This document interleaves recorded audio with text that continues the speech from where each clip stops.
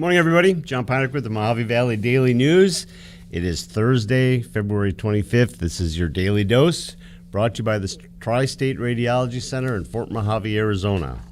Tri-State Radiology Center offers an open MRI, digital x-rays, professional and friendly staff with years of medical experience, and commitment to quality for all patients.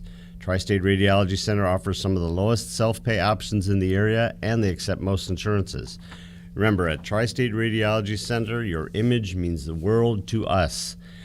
All right. Thirsty Thursday, Jeff. From what I understand, we have a sponsor for it. It won't start this week. I think it's going to start next week, but it sounds like we have a sponsor. Great. I'm not going to tell you who it is, but their name rhymes with Bobu. I know who it is. Well, You gave it away. easy. Yeah, that was pretty easy. Too easy. All right, our top story, economic growth continues. So this is a three-part story that I am doing.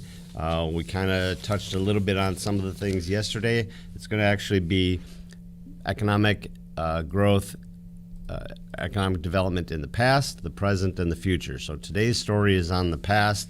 I had a chance to sit down with the city manager about a week ago and talked to him about economic development.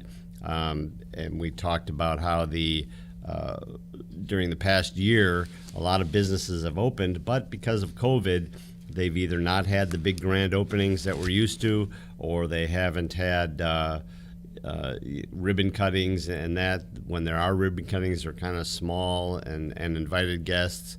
One of those places is the Dutch Brothers Coffee. Jeff's got a picture of it up there. They opened, they delayed several times, and then they finally opened, but they didn't want a big grand opening and all that kind of stuff. So we kind of downplayed it. They've been doing well over there, but there's other businesses in here. We talked about Meoni's moving, where they went to. The new Profit Kitchen is up there. A lot of other businesses in here. So we talk about that. That is today. On Sunday, we're going to have present. So present is going to be businesses that are in the building stage right now. Some of the places as you're driving around town, you'll see a construction site and you're wondering what's going on there. Some of it has kind of been released and some of it has not. So we'll talk a little bit more about that, along with some quotes from our city manager. Remember, Toby Cotter is the one that is actually responsible for doing economic development here in Bullhead City. We have Tammy Ursenbach from the county as well for the Fort Mojave, Mojave Valley, and those kind of areas. We also mentioned some of the businesses that opened up over in Laughlin as well, so you can check that out. All right, it was kind of a rough day out on Highway 95 yesterday. We have a picture here, a portion of 95 snarled by accidents. You see right there, it's out in front of the mobile Home Depot, the old Smart and Final. Emergency crews were kept busy with a pair of accidents just before noon, a half a mile apart on Highway 95. This one, a two-vehicle collision near the intersection of Highway 95 and Riverview Drive. And then there was another one up at Highway 95 and Mojave Drive. Both of them caused temporary traffic delays, but it didn't appear that there were any serious injuries. There's no divider in there, so we can't blame it on the divider for that area. So our next story, county receives 2-week vaccine shipment. This is the normal vaccine that they get weekly, as well as the one that was delayed last week because of weather. So there's a lot of good information in there about where things are being sent off to and the quantities and that they're getting from. This was released by the Mojave County Communications Director, Roger Galloway, letting us know that these are in. So a lot of the people that had their vaccines appointments for last week and rescheduled, it's comforting to know that those are in now and the new appointments are good. One of the things that I kind of want to alert you to is that we talk in here about going to the mojavecounty.us website to find out who's doing vaccines. One of the things you have to be made aware of, we found out yesterday afternoon that there are shipments that come into the county, such as the ones we're talking about here, and then are sent out to Embry or some of the Warm Sea or Valley View or some of these people that are doing it. But there's a whole separate one, shipment of vaccines that come into people like CVS or Walgreens or some of these private businesses that are corporate, nationwide businesses. So yesterday we found out that CVS is going to be doing some, the CVS up here on Miracle Mile, that they received a shipment. So you can go to CVS's website, and if you go to our Facebook page, we have some information there about how to set your appointments. But you go to CVS, you have to go through, find the state, find the one in your zip code. You have to attest to a bunch of different questions, but you can go through that and you can set not only your appointment for the first vaccine, but also the second one right away. So it looks like CVS, at least CVS is in it for the long haul. My point is, those aren't listed on the county site. I talked to Grace Hecht last night, and I'll be talking to our supervisor here, Hildy Angus, today, hopefully, and see if they can update those. That information doesn't come to the county; it goes directly to CVS. So go to the county site, but also remember we have these other opportunities as well. All right, on page 2, EPCOR holding one more info session. EPCOR's held a series of informational sessions to let you know what their reasoning is behind their rate case that's in front of the Arizona Corporation Commission. Just to be clear, the city, the voters voted to take over, to condemn the EPCOR system and take it over. But until that actually goes to trial, which is supposed to happen sometime in March now, until that actually goes to trial, EPCOR still runs it. They have put in for another rate increase. So we'll see what happens there with that. But they want to kind of tell you the reasoning behind needing even more money. So there's links in here. Again, the links are too long to try and give you that information. Please go to our website and look for EPCOR holding one more info session. It'll tell you how to get in there. It is Monday the 1st, Monday, March 1st at 10 a.m. our time. It'll also be recorded. If you can't make that, it'll be recorded. You'll have to go to epcor.com/water rate review to see the recorded one. Thursday is also our day for Athlete of the Week. So our Athlete of the Week this week is Mojave wrestler, senior Damon Puryear. Damon is unbeaten on the year. He,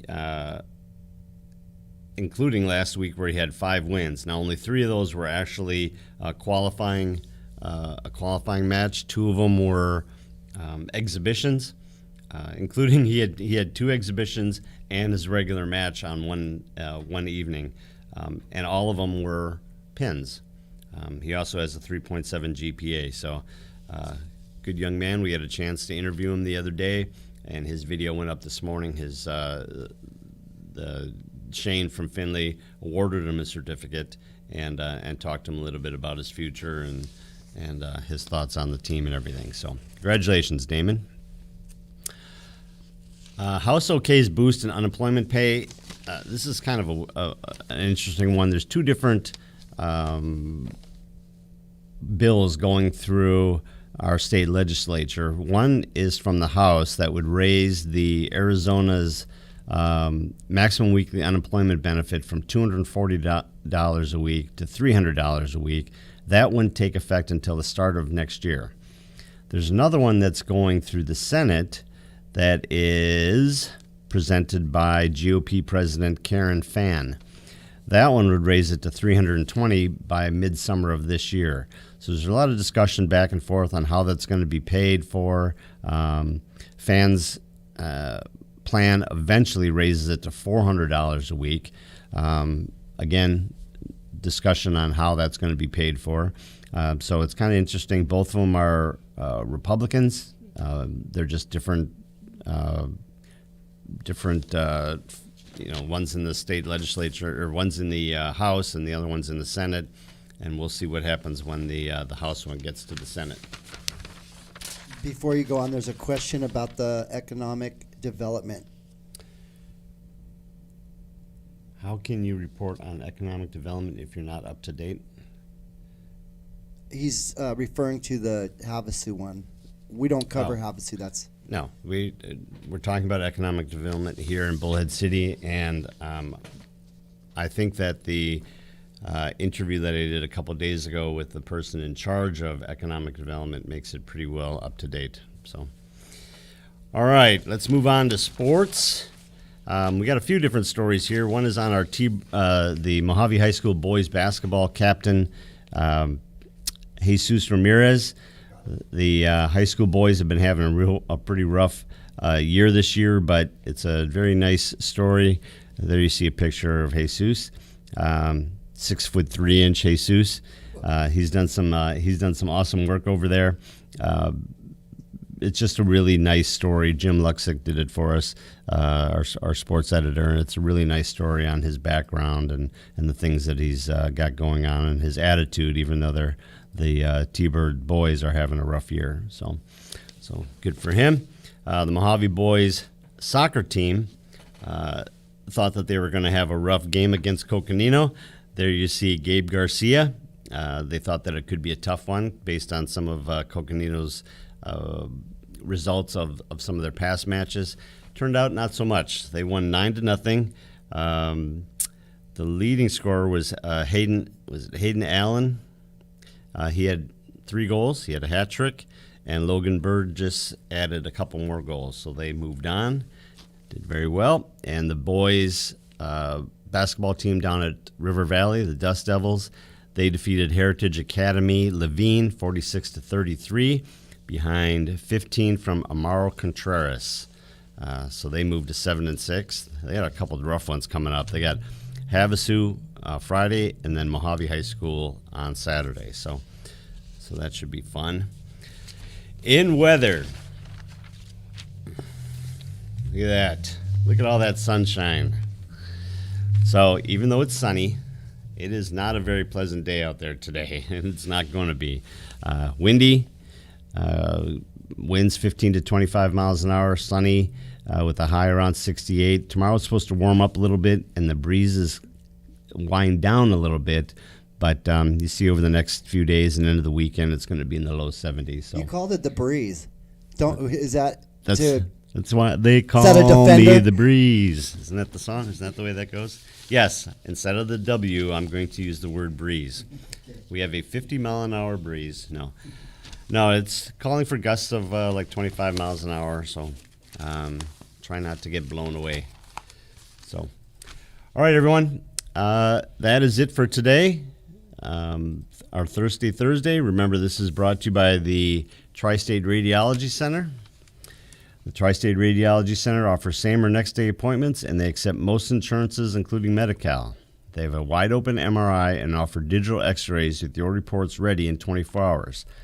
Call them today for an appointment at 928-460-7226. So Jeff and I are going to be hanging around a little bit. We have our Valley Voices that we're going to be taping today and posting tomorrow. And our interview is with the Oatman Fire Chief. We had an interview with somebody that had brought some pretty strong allegations against the Oatman Fire Department last week. So if you want to go and review that, and then we're going to get the other side of the story today. So we are also going to tape that. We'll edit it and have it up for you tomorrow morning. So thank you, everyone, for joining us. Was there any questions in here? Yeah, I think we caught the one, and that was it. Okay. I thought I saw something about 1C. Somebody had asked about 1C. Okay, yeah, I did see that also. That was yeah, we don't know yet. We did the other day. They talked about how they were increasing production nationwide, and they're also almost done with getting approval for the Johnson & Johnson vaccine. That's not as I guess the efficacy on that isn't as high as it is for the Moderna and the Pfizer ones, but it is still pretty high. So once that gets released, I'm guessing that those go out to some of the more rural areas.